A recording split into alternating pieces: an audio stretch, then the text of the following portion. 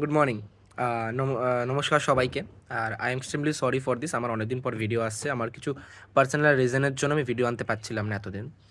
আম, আমি যেটা বলার ছিল যে আজকাল সমাজে যা চলছে আশেপাশে, মানে যা দেখছি আর কি, রীতিমতো আমি অবাক হয়ে যাচ্ছি। অবাক মানে আমার চিন্তা আরও বেড়ে যাচ্ছে, কারণ আমাদের যে ফিউচার জেনারেশন আসবে তারা আমাদের থেকে কী শিখবে, বা তারা এইটা থেকে কী শিখবে। তারা কি শিখবে বলুন তো? তারা শিখবে যে আমি যদি আমার বাবার মানিব্যাগ থেকে 10 টাকা নিই তাহলে আমার বাবা আমাকে কিছু বলবে না। তারা কি শিখবে আজকে যদি আমি কারোর থেকে কিছু, আজকে যদি আমি কারোর থেকে কিছু নিয়ে পালিয়েও যাই তাহলে আমাকে কেউ কিছু বলবে না। কেন বলুন তো? কারণ তারা জানে অলরেডি যে আমাদের সমাজ অলরেডি এটা চলছে, ট্রেন্ড চলছে যে নিয়ে চলে যাব, কেউ কিছু করবে না। কারণ তারা জানে যে আইন কী করবে।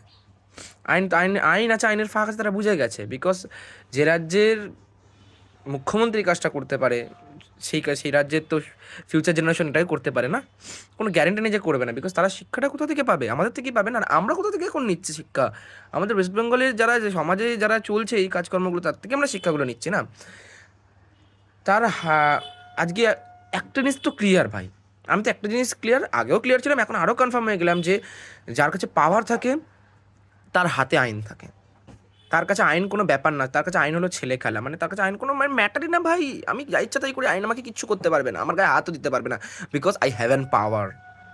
কিন্তু আজকে ওই কাজটাই, ওই সেম কাজটাই যদি একটা নর্মাল সিভিলিয়ান করতো, আর যেটা নর্মাল সিভিলিয়ান যদি ওটা কাজটা করতো, কোনো রেড চলাকালীন ঢুকে গিয়ে যদি কিছুটা নিয়ে চলে আসতো, তাহলে কী হতো বলুন তো?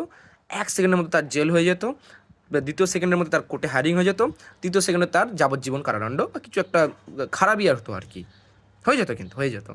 কিন্তু আলটিমেটলি এখানে কেন হলো না? বিকজ তাদের কাছে পাওয়ার আছে, তাদের কাছে মানি আছে, তাদের কাছে পলিটিক্যাল সিট আছে।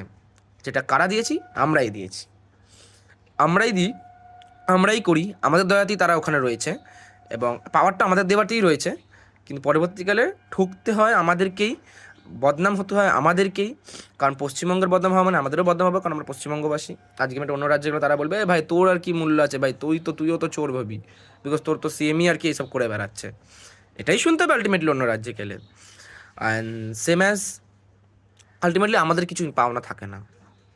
আমরা ভোট দিই বা যাই করি, ইলেকশনে আমরা পার্টিসিপেট করি ফর দ্য রিজন দ্যাট কি আফটার রেজাল্ট, মানে ওরা আমাদের কিছু একটা ভালো করবে, কিছু একটা উন্নতি হবে আমাদের রাজ্যের।